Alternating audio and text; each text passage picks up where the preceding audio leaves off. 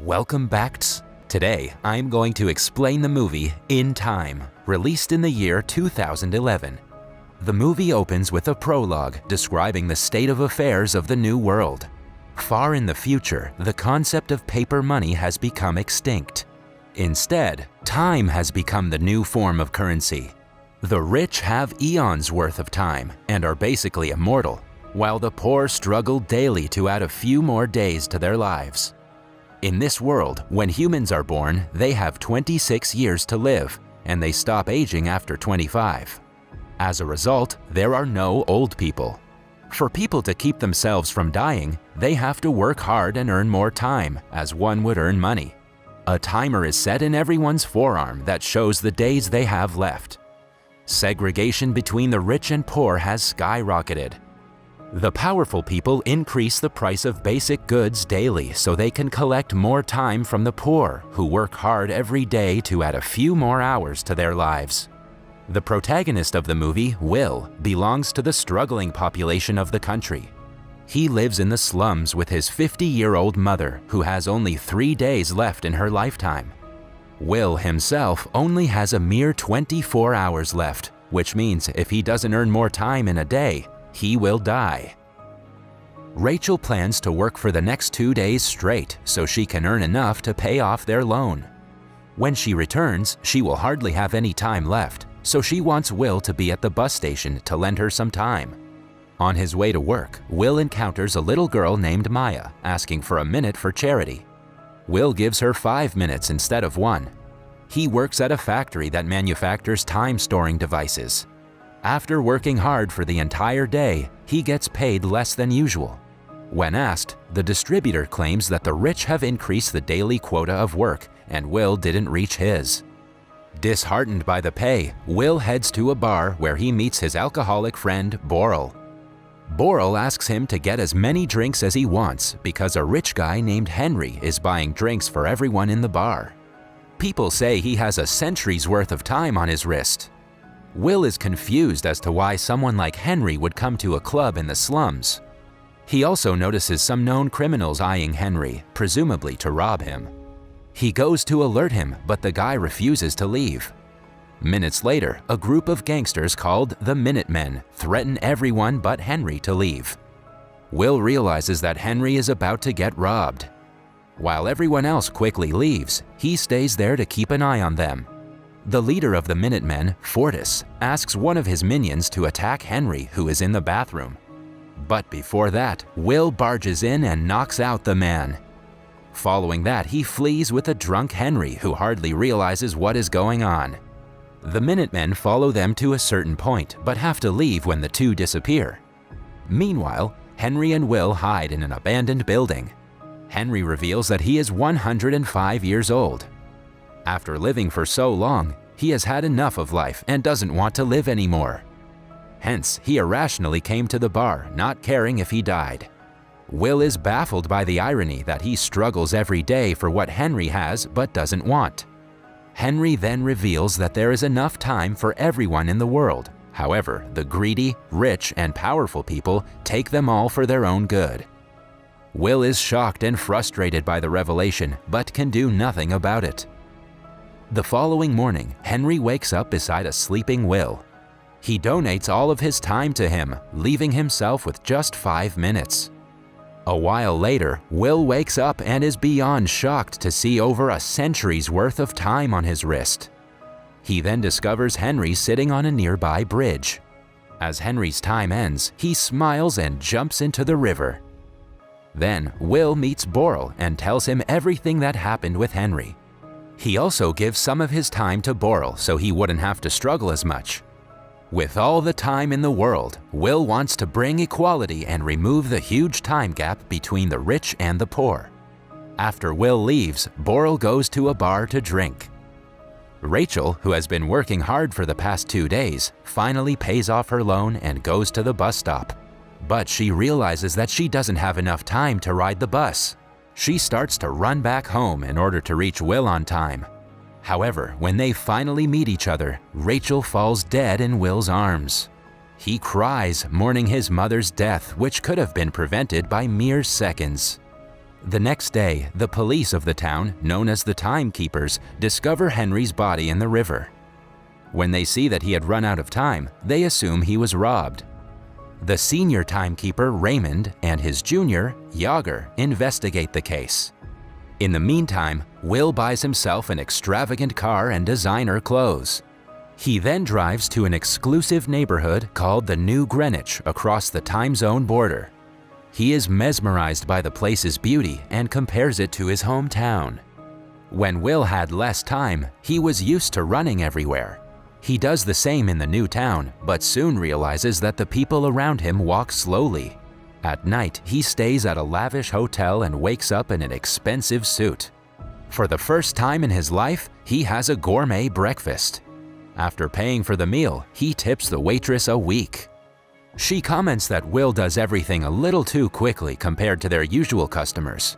Meanwhile, the timekeepers find footage of Will and Henry together before Henry's death. As they gather more details about him, Raymond realizes that he knows Will's father. Back in New Greenwich, Will enters a casino to gamble for the first time in his life. A billionaire named Felipe Weiss also happens to be there.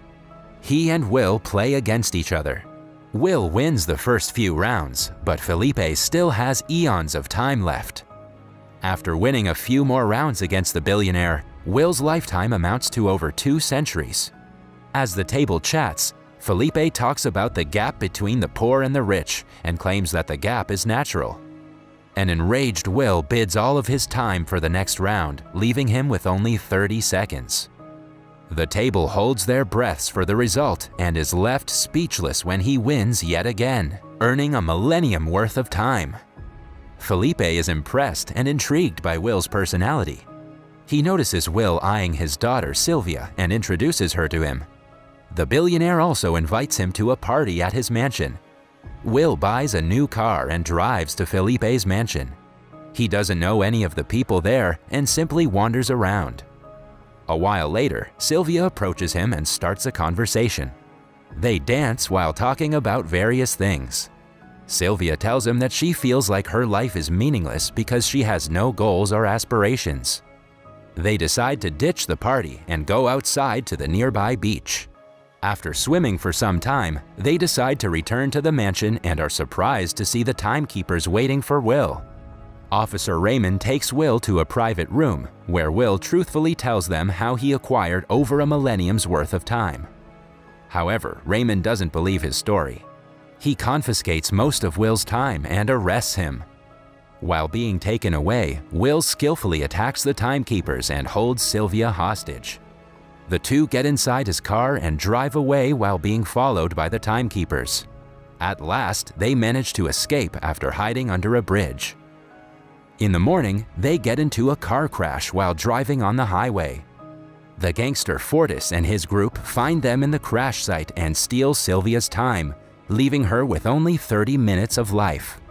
When the two wake up, Will lends her a few minutes so they can run to Boral and ask him for a day or two. However, when they reach there, Will is informed of his friend's death, which was caused by alcohol poisoning. The two then sell Sylvia's earrings to a pawn shop for an extra 2 days. Following that, Will gets on a call with Raymond and asks for 1,000 years of ransom to be distributed among everyone in his city in turn for Sylvia. At night, he and Sylvia stay at his apartment. Will tells her about his mother who died recently and about his father who used to gamble time and share his earnings with the people who needed it. The two understand each other a lot better after the chat.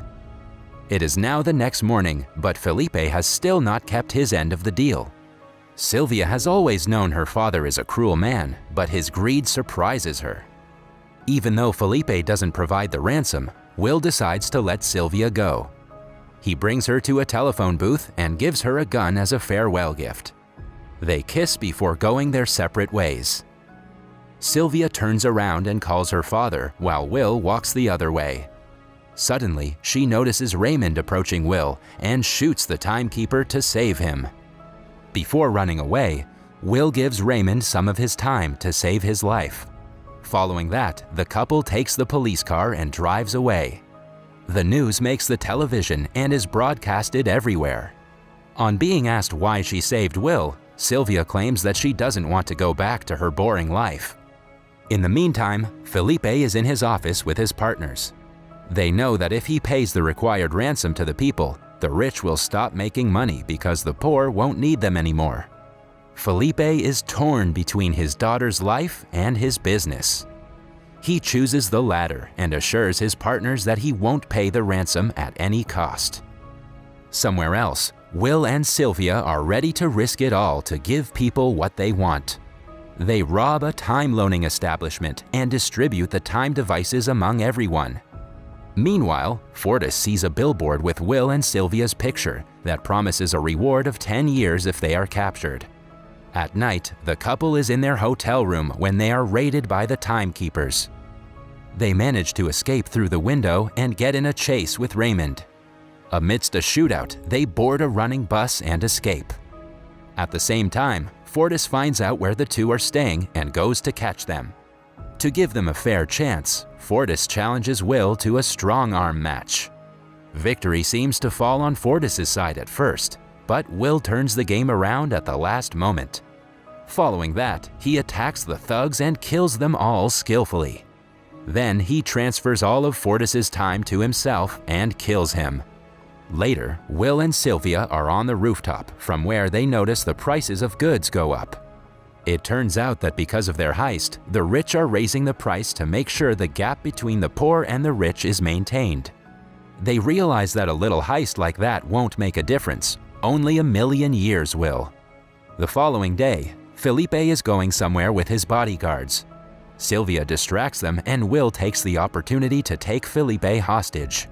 They bring him to his office, where he has a time-storing device with 1,000,000 years in it. When Felipe still tries to invalidate the feelings of the poor and struggling people, Will almost shoots him. He claims that immortality is not worth the life of even a single individual. As the duo leaves with the device, the timekeepers' vehicles barricade the highway.